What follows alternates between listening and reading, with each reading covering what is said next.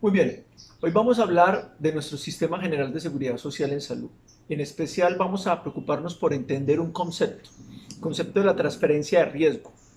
Como abrebocas, a hablar posteriormente de los modelos de contratación en salud o por lo menos de los más frecuentes.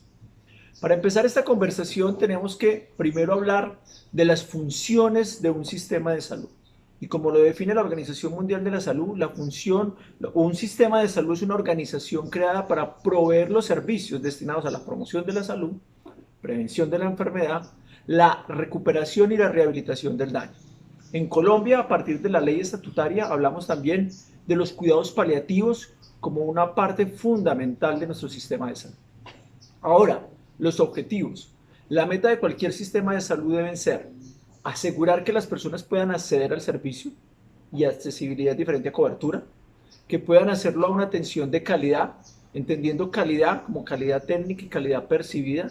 No necesariamente es que el paciente reciba todo lo que quiere, porque a veces el paciente quiere algo que no necesita, pero sí lo que el paciente necesita, que no reciba más, pero que tampoco reciba menos. Y el tercer elemento es que sea a un costo razonable, a un costo que el país pueda pagar. Esta es la definición que tiene la Organización Mundial de la Salud, que es muy completa y que básicamente va, como lo relata el profesor Alan Maynard de la Universidad de York, busca responder una pregunta.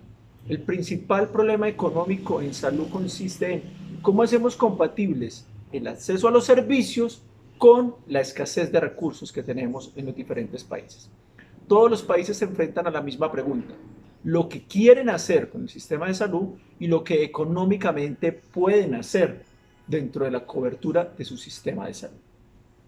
En el caso de Colombia, nosotros le apostamos a un modelo de aseguramiento con la participación de actores públicos y privados de acuerdo a nuestro marco constitucional. Eso no lo definió la Ley 100, está definido desde el artículo 48 y el artículo 49 de la Constitución. Ahora, a ese modelo de aseguramiento, ¿cierto?, le apostamos un esquema de mercado regulado. ¿Eso qué quiere decir? Nosotros tenemos un gobierno, un ente central, que es el que se encarga de definir las políticas de financiación, cómo se va a financiar el sistema, y le va a transferir ese riesgo financiero a un asegurador. ¿Por qué hablamos de un mercado regulado? Porque hay una competencia de mercado donde los aseguradores van a competir por afiliados, pero hay una regulación, porque es un modelo de aseguramiento, es el gobierno el que define cuánto va a pagar por cada afiliado, lo que denominamos UPC, y qué beneficios debe cubrir, qué servicios debe garantizar ese asegurador, lo que hablamos nosotros del plan de beneficios en salud. Entonces es un modelo de aseguramiento donde el asegurador no define ni la prima ni la cobertura, la define en este caso el gobierno, por eso hablamos de un mercado regulado. Para el caso de las IPS, el gobierno define la norma de habilitación para que puedan funcionar y toda la demás normatividad relacionada para que puedan actuar como prestadores dentro del sistema, y ellos, su mercado, uno podría pensar, son los enfermos, pero realmente el mercado del prestador son los aseguradores, porque el asegurador es el que paga y el asegurador es el que define la red de prestación de servicios. Si nosotros vemos en esta figura, ahí vamos a tener el esquema de mercado, por qué compite la EPS, por qué compite la IPS, pero vamos a entender el concepto de la regulación. Y los podríamos ver en una figurita de un triángulo, ¿cierto? El gobierno, la EPS, la IPS, y en el centro debemos colocar a la persona más importante del sistema, a la razón de ser del sistema, que son los pacientes. Entonces, entendamos un concepto. ¿Qué es lo que hace cada uno de estos actores? El gobierno define las fuentes de financiación, incluidos los aportes parafiscales en el régimen contributivo, y por consiguiente, cuánto va a ser el gasto de bolsillo que va a tener que asumir la población por los servicios de salud. Nosotros tenemos el segundo gasto de bolsillo más bajo de Latinoamérica después de Cuba y el nivel de cobertura más alto después de Uruguay. Esos son dos elementos interesantes. Ahora, ¿cuál es la obligación del gobierno? Garantizar la prestación del servicio público en salud. ¿Qué hace? Le transfiere el dinero al asegurador, pero no solo le transfiere el dinero, le transfiere el riesgo económico de la atención en salud. Se lo transfiere al asegurador, ya va a ser el asegurador el responsable de pagar por esos servicios que sus afiliados requieran. Entonces le está transfiriendo el riesgo económico. Riesgo económico que no es otra cosa diferente que a la expresión del riesgo en salud. Un paciente tiene el riesgo de enfermar, un paciente tiene el riesgo de complicarse, un paciente tiene el riesgo de tener una enfermedad catastrófica. Cuando ese riesgo se materializa en un siniestro, en un evento, en un infarto, en un cáncer, en una enfermedad huérfana o en un evento quirúrgico, cualquiera que sea, esa materialización del riesgo en salud se va a ver reflejado en riesgo financiero. Ya el gobierno no asume esa carga, sino que se lo entrega al asegurador y el asegurador responde por su afiliado. ¿Por qué propende el gobierno? Entendiendo nuestro sistema. Nuestro sistema se basa en el mercado laboral. A más personas con un empleo formal, más personas cotizando al sistema, en el régimen contributivo, aportando a un sistema que debe ser, a un régimen que debe ser autosostenible, y va a tener más recursos disponibles para las personas que no pueden pagar, que son las que cubrimos nosotros con el régimen subsidiado. Si pasamos entonces al siguiente actor, al asegurador, ¿qué hace el asegurador? El asegurador recibe el dinero del gobierno, el dinero definido por la UPC. Recuerde que la UPC estratifica el riesgo de acuerdo a la edad, si es hombre o mujer, la ubicación geográfica. Pero un paciente no está asociada el valor de la UPC a la patología o al riesgo de enfermar que tiene cada individuo de manera independiente. Es decir, un paciente de cáncer no vale su UPC más que un paciente sano. Por eso las EPS compiten en ese mercado por afiliados sanos, que traigan una UPC, pero que ojalá no consuman recursos en salud. Ahora, ¿qué debe hacer el asegurador? Gestionar el costo en salud, que es diferente a contener el costo. Nosotros vemos mucho en el sistema que contenemos el costo, no autorizamos. Y ese es un error. Debemos es gestionar el costo en salud, buscando obviamente que sus egresos sean menores que sus ingresos. Ahora, la discusión si las EPS son o no son, deben o no deben ser con ánimo de lucro, es una discusión que debemos dejar de lado. Si la EPS hace las cosas bien, si atiende a sus afiliados, si brinda a sus afiliados la atención que necesita y a partir de eso le quedan unos réditos financieros, debe ser completamente válido. Porque de nada serviría que recibiera todo el paciente y la EPS se quebrara, no tendría viabilidad el sistema, o lo contrario, que la EPS fuera viable y el paciente no esté recibiendo los servicios. Entonces cualquiera de esos desviación a ese elemento no tiene sentido, pero sí debe ser con ánimo de lucro para que tenga un incentivo real a participar de ese modelo de mercado regulado. Entonces la EPS se convierte como un comparador inteligente dentro del sistema. Él es el que va a definir la red de prestadores y en ese mercado va a salir dentro de las IPS a buscar la IPS que le ofrezca la mejor combinación de costo y resultados en salud.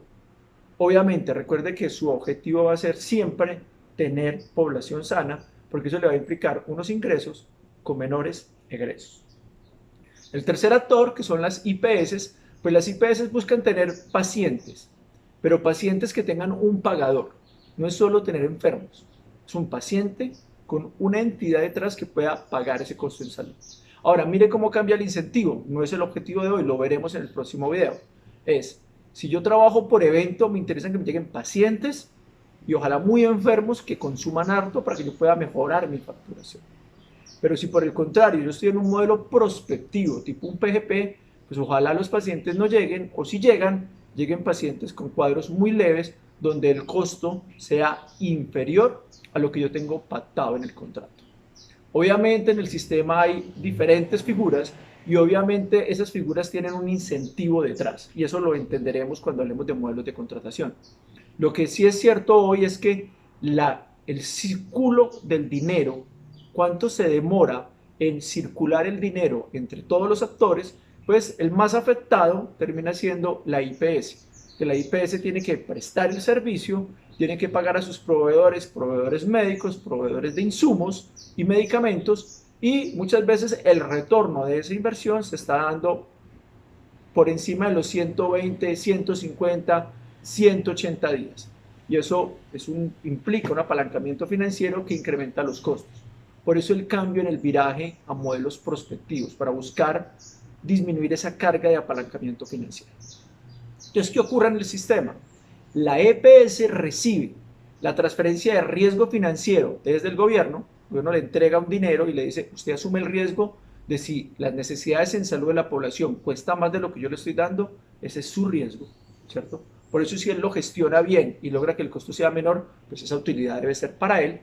Pero también, como lo dice la ley 1122, se le transfiere la responsabilidad de responder por las necesidades en salud. Es decir, el paciente le transfiere el riesgo en salud a la EPS.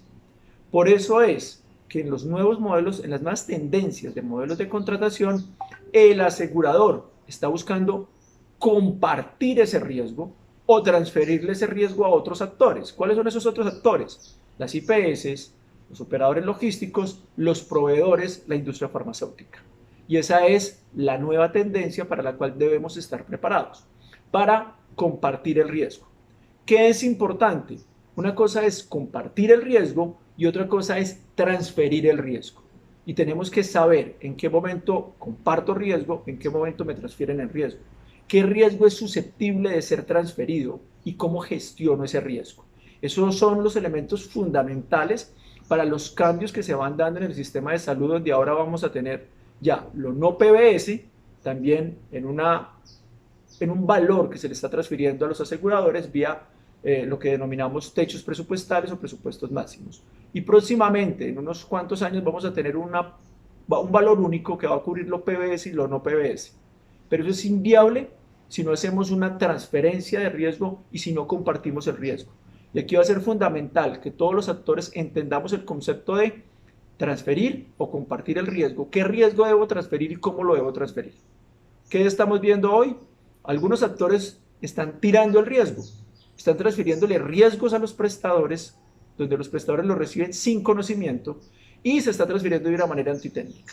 Por eso es importante que entendamos el concepto de compartir el riesgo, ¿cierto? ¿Cuál es el riesgo? El riesgo en salud de una población afiliada que se expresa en unos costos en salud en un riesgo financiero.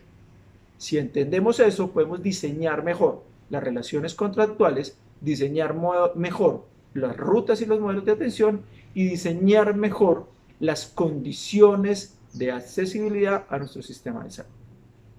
En un próximo video hablaremos un poco de esa transferencia de riesgo a través de los modelos de contratación y vamos a hablar de la ecuación del costo en salud como un elemento que nos permita gestionar mejor y relacionarnos mejor a todos los actores. Nos vemos en el próximo video.